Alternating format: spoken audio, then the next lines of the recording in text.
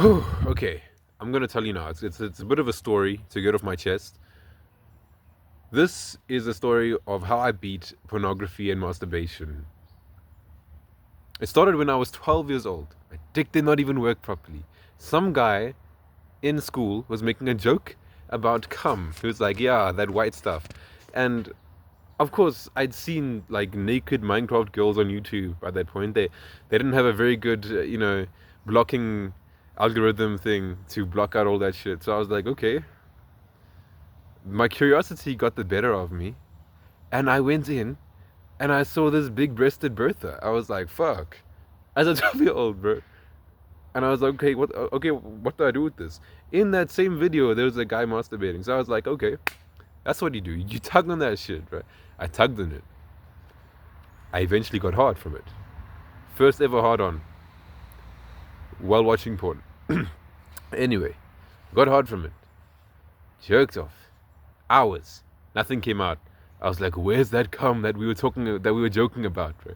I was too curious about this stuff that I wanted to know it. Worst decision of my life. It's taken me 6 years. 6 years to beat that addiction. After a while, I got used to that. Eventually, I did come. I don't know how many months after. I was mid 12s, I was like a tween. Okay, 12 and a half years old. So a few months after I started coming, I was like, fuck yes, bro, let's go. Okay, but I just got more and more depressed. This enabled me to stay up longer and longer throughout the nights. And so I had less and less sleep, and I became a zombie boy until one day, I was 13, shit happened, and I decided to change my life. Then I found Improvement Pro. And he's a self-improvement YouTuber. I found him. Luckily, I'm so grateful the universe blessed me with an improvement video, a self-improvement video, because that changes your life. As a little boy, if you're on that stuff, you can overcome so many things. You can do so well. Anyway, I saw that and I eventually decided, hey, yeah, I gotta stop. So from the age of 13, I'm now 19, 6 years. You start off with that nofap crap. And I say it's nofap crap because it doesn't work. It's practically saying, looking at the people who went cold turkey, looking at the people who used to masturbate, but now they just stopped one day and they never went back, looking at those people and being like, I want to do that too. So I'm gonna have a streak, I'm gonna be that dude who hasn't done it for like 500 days. But it just doesn't work because you can't get a 500-day streak by obsessing over the streak, can you? So I was there. I was like, I beat my meat and then I stopped for like 2 days. Oh, I did it again. Oh, Adrian, what's wrong with you? How can you do that, man? How can you do that? I beat myself up. Made me a little depressed. But you just keep going on through life, being introspective, learning about stuff. Eventually, I went off the nofap thing, and I just kept masturbating every now and then, try to do my own way without marking anything down. That didn't work either. I went back to the nofap thing with a bit more clarity about life and what works in life and who I am. Still didn't work because it's nofap, of course.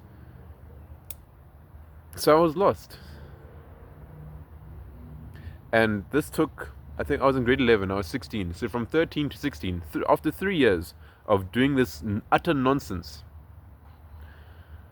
I stumbled into Porn Talk, some dude on Spotify podcast who told me all this stuff.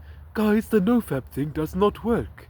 You need to make a habit tracker, measure it every month, and that's your score every month. And all you have to do is improve that as the months go by. And then you'll get to a point where you should make it week, that's what he said. And so I followed that advice instead. And it worked, just a little bit. But I wasn't strong enough to keep on it. I wasn't strong enough to stay on that habit tracker, measuring your thing over and over again. The PMO tracker, that's what I called it.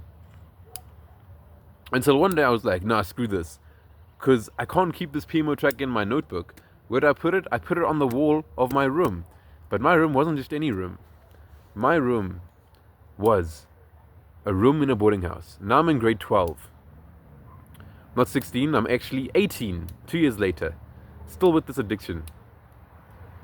Okay, and before I put this habit tracker up, I was masturbating while these guys were in the room on their phones. I was like, will they see me or will they not? At this point, I'd practically stopped watching porn. But I still had these memories in my head. I saw everything in my mind. So it didn't even matter. I could just masturbate to my mind, bro. The imagination just grew stronger in that one very direction. Porn. And every time you masturbate, it just gets stronger. More, it just pops up more and more and more. Every time you watch porn, you see more and more naked women in your mind. That's disgusting. Anyway, there I am, masturbating while these guys are in the room. And a few days later, I'm like, nah, screw this. I'm not having this thing in my book. I'm going to put it up on the wall. PMO tracker. And people ask me about it. They're like, hey, Adrian, what's that? What are these lines for? Guys, I'm getting over my porn addiction. I owned it. For the first time in my life, I owned it. That made all the difference. People would come into my room and laugh at me because they heard. When you tell your friends, they tell their friends, okay? It comes through. I became a talk of the hostel for a little bit. They heard what I was doing. They heard that I was marking down porn on my wall. They would come to me and ask me, what does the P mean? What does the M mean? What does the O mean? And at this point, I had a girlfriend already. So, like, grade 11, I was able to own it. First off, I owned it to her. I told her about it. If I didn't do that, I feel like it would be really difficult to excuse the times I missed out on calls or I didn't respond to her texts that often. It was because, babes, I have an addiction, babes. I have a problem. Okay.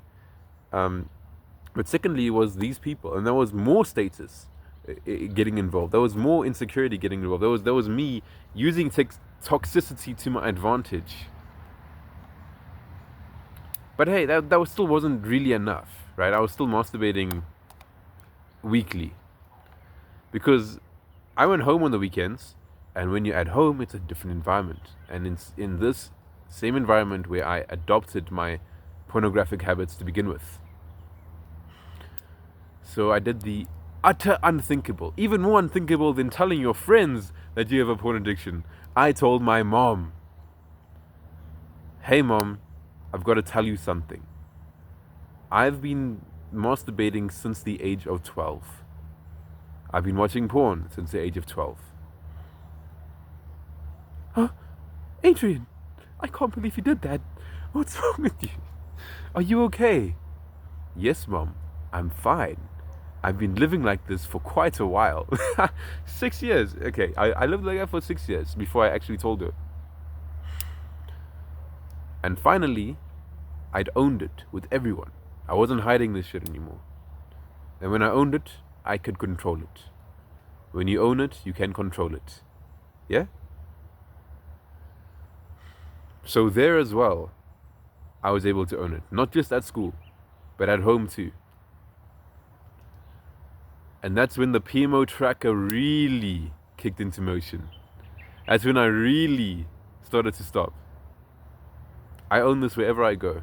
If my grandparents ask me about it, I'll tell them. They never have, because I don't masturbate at them at all. You know, I practically broke the addiction before I came here. But by the end of grade 12, I was 18. By the end of 18, I'm doing it less than once a month. And I've kept to that. In fact, I'm going even less now. I did masturbate like 2 months ago. But before that, it was like... Bro, it's been so long. I disidentify with it. In fact, I tugged on my dick, I think like 2-3 weeks ago, because I was tired and it was like old habits came up again. And while I was doing it, I like had this like burst of realization. Imagine getting post-nut clarity before you nut. That's what happens when you disidentify with masturbating. Okay? I had this like, oh, what am I doing? Okay. I closed it up and I left because like I just stopped. I went to go do some homework or something. I don't know, and then never had to do that again, bro. That's just me. I don't do this stuff. I don't masturbate. I don't orgasm. I don't watch porn. I don't even look at softcore porn on TikTok and Instagram. I don't have Instagram. I don't have TikTok. If a YouTuber has a thumbnail with a sexy lady in it, I don't really enjoy that. So I don't watch it. And sometimes I'll hide the video completely so it never shows up to me again. Because I just identify with that. I actively tell myself that's disgusting. I actively own it. I tell my parents, I tell my friends, this is what's happening to me. I am doing this. When I own it, I control it. And instead of it controlling me, instead of it using me like a doormat, I can walk all over this puppy now. And whenever it tries to creep back into my mind, into my hands, I can just stomp on it again. Who needs this little buddy? Who needs this little creep walking around you, huh? No one. So that's me. That's my story. I'm done now. I'm 19. No need for this shit anymore, bro. No need.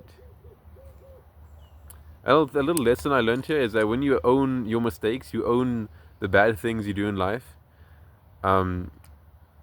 people see you for the little kid you are, for your mistakes, for like, they see you're not all that. They see you're not that good. So you do hurt face. But you also gain face in the sense that they respect you because they see where you're going. Most people don't own up to their mistakes. So they saw I was a little child. But at the same time, they just let me do what I did because they knew it would improve me. They laugh at you, but if you have that unwavering faith in yourself, it's okay. They can laugh. And you'll just keep on going, and you'll change. They're not going to stop you from changing. Like, laughing is not going to hurt you, is it? Just keep on owning up to it. Keep on doing you, but better. Okay. That's it. That's my story. Hope you gained something out of it. And I'll see you later, bro. Thanks for watching. Remember, you're responsible for this thing. You are responsible. No one else. No one can fix it for you. You have to change yourself. You are responsible for your circumstances. You. I'll see you later, bro. Thanks for watching.